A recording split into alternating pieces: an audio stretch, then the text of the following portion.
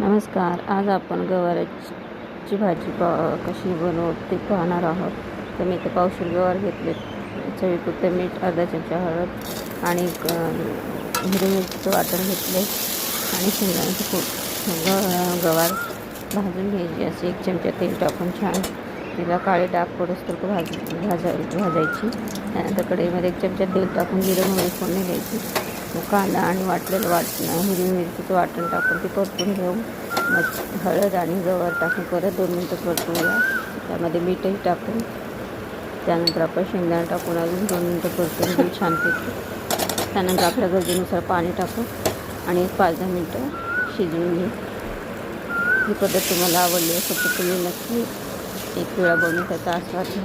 माझे व्हिडिओ पाहण्यासाठी माझ्या चॅनलला सबस्क्राईब करा. बेल आयकॉन दाबायला विसरू नका. माझे व्हिडिओ पाहिल्याबद्दल धन्यवाद. खूप खूप धन्यवाद.